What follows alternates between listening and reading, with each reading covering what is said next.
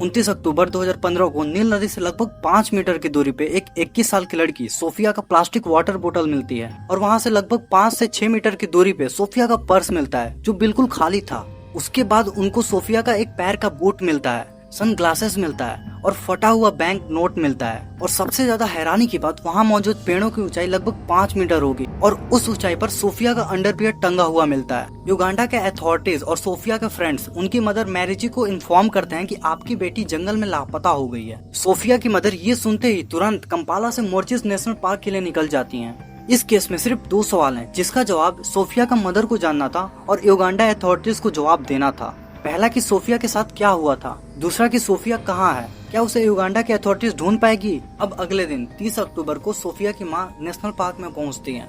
उन्हें उनकी बेटी का सामान दिखाया जाता है जो रेंजर्स को जंगल में मिला था। वो शौक रह जाती हैं। उन्हें यकीन नहीं हो रहा था कि वो कुछ ही दिन पहले अपनी बेटी से मिली थी और अब उसका कुछ पता ही नहीं है। ये जो आप फोटो देख रहे हैं ये सोफिया खुद 14 अक्टूबर को अपने मदर के साथ क्लिक की थी जब उसका इंटर्नशिप कुछ ही दिन बाद खत्म होने वाला था।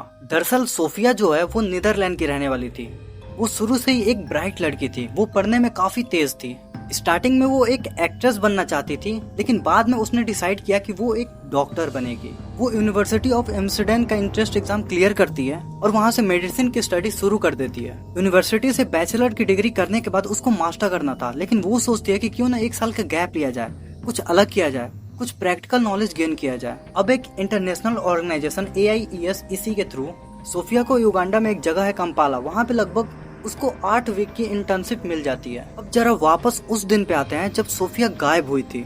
अब इस पॉइंट को आप ध्यान से सुनिएगा क्योंकि इस पॉइंट को सुनने के बाद आपको खुद ही समझ में आ जाएगा कि नहीं, कुछ तो यहाँ पर गड़बड़ है, कुछ तो यहाँ पर छुपाया जा रहा है। 28 अक्टूबर शाम को लगभग 6:30 पर सोफिया को आखिरी बार देखा गया था और कुछ देर बाद जब सोफिया के दोस्तों को पता चलता है कि सोफिया नहीं दिख रही है तो वो एक छोटा सा ग्रुप बनाते हैं और उसको ढूंढने के लिए निकल जाते हैं। लेकिन ये एक जंगल था और अंधेरा भी बहुत हो चुका था, इसलिए वो रात को लगभग 8 बजे वापस आ जाते हैं। अगले दिन यानी 29 अक्टूबर को कुछ रेंजर्स और कुछ सोल्जर्स सोफिया को ढूंढने निकलते हैं। उन्हें नील नदी से लगभग 5 मीटर की दूरी पे सोफिया का वाटर बोतल मिलता है और इसके अलावा उन्हें वहाँ पर कुछ भी नहीं मिलता है। और अगले दिन यानी 30 अक्टूबर को सुबह 11 बजे जब सोफिया को ढूंढने निकलते हैं तो उन्हें पिछले दिन जहाँ सोफिया का वाटर बोतल मिला था उससे लगभग 5 से 6 मीटर की दूरी पर सोफिया का पर्स मिलता है जो बिल्कुल खाली था। इसके अलावा एक पैर का बूट, सन ग्लासेस, फटे हुए कपड़े और उसका अंडरवियर पेड़ पर टंगा हुआ मिलता है। अब जरा सोच के देखो कि ये कितनी हैरानी की बात है कि अगले दिन सिर्फ वहाँ पर वाटर बोतल मिली थी लेकिन उसी से लगभग 5 से 6 मीटर की दूरी पे सोफिया का और भी सामान मिल जाता है। और यही चीज सोफिया के मदर को और बाकी लोगों को भी बहुत अजीब लगी थी कि ये कैसे हो सकता है। जो भी रेंजर्स वहाँ पे रिसर्च कर रहे थे वो एक ट्रेंड वर्कर्स थे, तो पिछले दिन ही सोफिया के बाकी भी चीजें मिल जानी चाहिए थी। सोफिया की मदर ने पुलिस से सवाल भी किया कि उन्हें उसी दिन क्यों नहीं सारी चीजें मिल गई। इस पर पुलिस का कहना था जिस रात सोफिया गायब हुई थी उस रात बहुत बारिश हुई थी जिससे वाटर लेवल राइज हो गया था, जिसकी वजह से कुछ एरिया पानी में चला गया था, इसलिए सोफिया की सारी चीजें नहीं दिखी थी। पुलिस का ये एक्सप्लेनेशन कोई भी सेंस नहीं बना रहा था क्योंकि जिस दिन वाटर बोतल मिली थी उस दिन फोटो भी क्लिक की गई थी वहाँ की, लेकिन फोटो के अंदर पानी नहीं दिखा। और वैसे भी एक दिन में पानी का लेवल इतना कैसे बढ़ सकता है कि कुछ part of area under water चला गया और एक ही दिन में वाटर लेवल डाउन भी हो गया। और चलो ये मान लिया जाए कि पानी की वजह से सोफिया की चीजें नहीं दिखी, लेकिन पेड़ पे टंगा सोफिया का अंडरवियर वो कैसे नहीं दिखा। अब ये सब एविडेंस देखकर कोई भी कह सकता था कि सोफिया के गायब होने के पीछे किसी इंसान का हाथ है।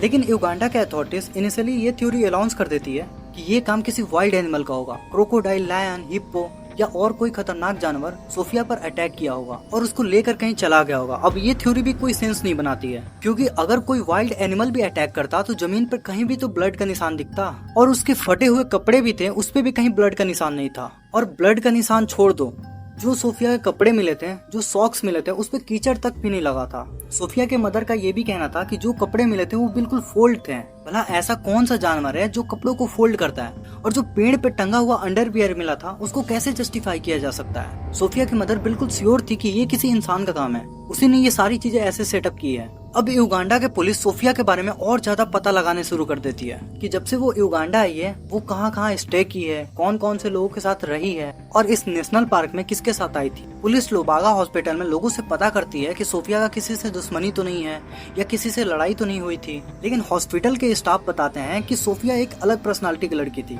वो हमेशा एनर्जेटिक रहती थी और दूसरों की मदद करने के लिए हमेशा रेडी रहती थी। हॉस्पिटल के स्टाफ से ये तो क्लियर हो जाता है कि सोफिया एक अच्छी लड़की थी, उसका किसी स्टाफ से लड़ाई नहीं हुई थी। सोफिया की मदर बताती है कि सोफिया जब से युगांडा आई है वो अपनी मदर को सारी चीजों को अपडेट देती थी। उसका लाइफ कैसा जा रहा है, यहाँ पर कैसे कैसे लोग हैं, सारी चीजें कॉल पे बताती थी।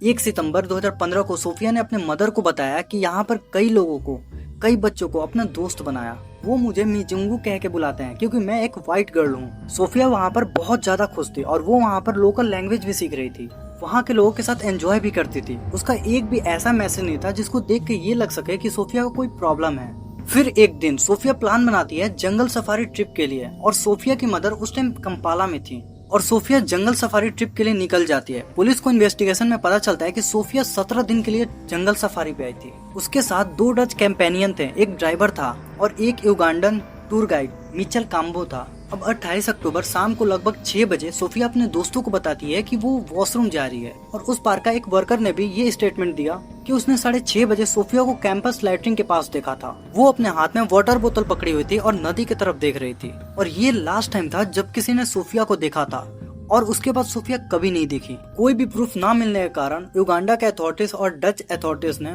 ये बताया कि वो किसी वाइल्ड एनिमल का शिकार हो गई होगी, लेकिन सोफिया की मदर को इस चीज पे बिल्कुल भरोसा नहीं था। वो कई सारे अपने स्टेटमेंट में ये बताई थी कि युगांडा के अथॉरिटीज ने एविडेंस को सही से सिक्योर नहीं किया, एविडेंस को सही से हैंडल नहीं किया, प्रॉपर इन्वेस्टिगेशन नहीं हुआ था और उनकी खुद की कंट्री नीदरलैंड से भी ज्यादा सपोर्ट नहीं देखने को मिला।